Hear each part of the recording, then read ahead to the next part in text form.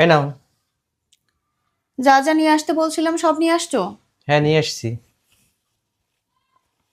চাদর, বাবুর জন্য লোশন, ক্রিম,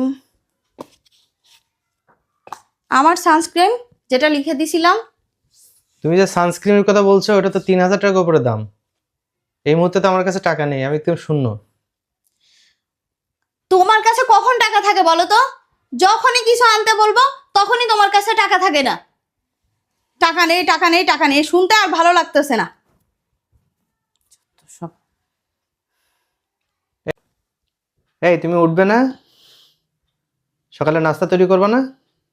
আমি তো খেয়ে অফিসে যাবো, আমার দেরি হয়ে যাচ্ছে না? দেখো, এই ঠান্ডার ভিতরে সকালবেলা উঠে আমার নাস্তা বানাইতে মোটেও ইচ্ছা করতেছে না। যাও, যে বাইরে নাস্তা করে নাও, বিরক্ত করো না। আচ্ছা, ঠিক আছে। সত্য সব।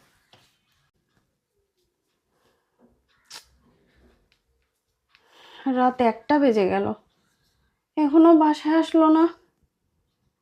কি ব্যাপার, কি হলো?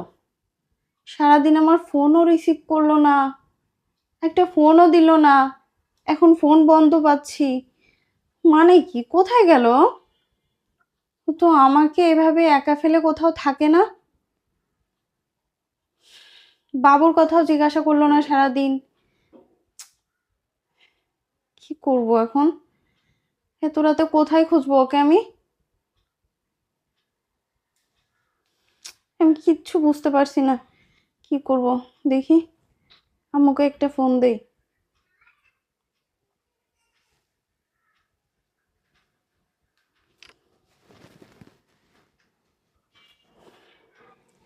হ্যালো আম্মু। কি রে মা, এত রাতে ফোন দিলি? আম্মু, তোমার জামাই না আজকে বাসায় আসেনি। দেখ, হয়তো অফিসে জরুরি মিটিং করছে। আমি বুঝতেছি, অফিসে মিটিং থাকলে সেটা তো আমাকে জানায়, বলে।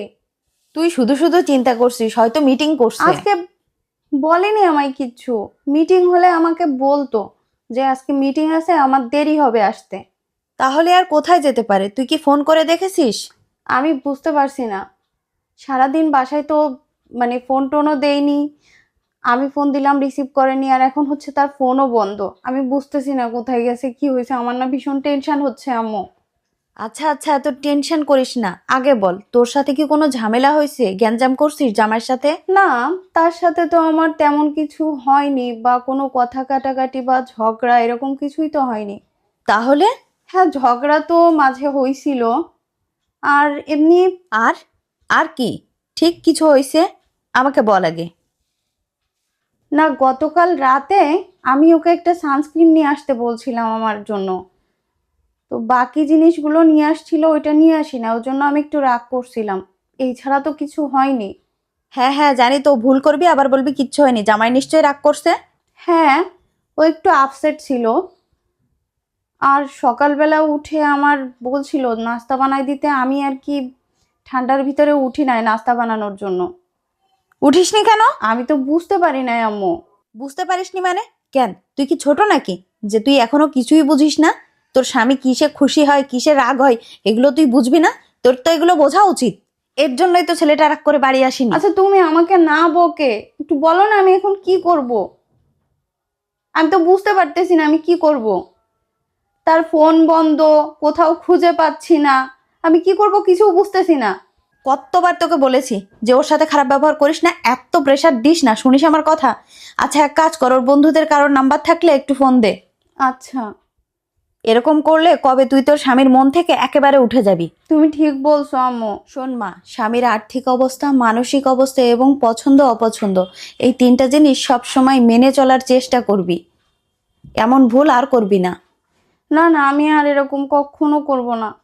আমি এখন ভীষণ চিন্তায় আছি আম্মু, কোথায় আছে?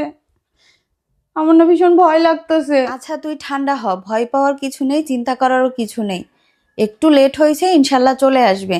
আর শোন, এই যে তিনটা কথা তোকে বললাম, স্বামীর অর্থনৈতিক অবস্থা, মানসিক অবস্থা এবং তার পছন্দ অপছন্দ, এই কয়টা জিনিসের সব সময় আচ্ছা, খেয়াল ঠিক রাখবি। আছে।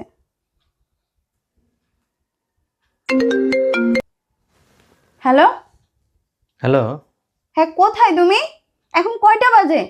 বাসায় আসলে না, সারাদিন ফোন রিসিভ করো না, একটা ফোনও দাওনি, বাবুর কথাও জিজ্ঞাসা করনি, কি কোথায় আছো তুমি? আমার এক বন্ধুর বাসায় আছি, ওর মা অসুস্থ তো এই জন্য আসছি। তা তুমি আমাকে বলে তো যেতে পারতে, আমি টেনশনে পড়ে গেছিলাম। তাই নাকি? তুমি আমাকে নিয়ে কবে থেকে টেনশন শুরু করলে? দেখো আমি জানি তুমি এখন আর্থিক সংকটে আছো, নানান টেনশনে আছো, আমি বুঝতে পারিনি। আমার ভুল হয়ে গেছে, আমি আর কখনো তোমার সাথে এরকম করব না। তাড়াতাড়ি চলে এসো বাসায়। আচ্ছা ঠিক আছে, আমি বাসার খুব কাছাকাছি আছি।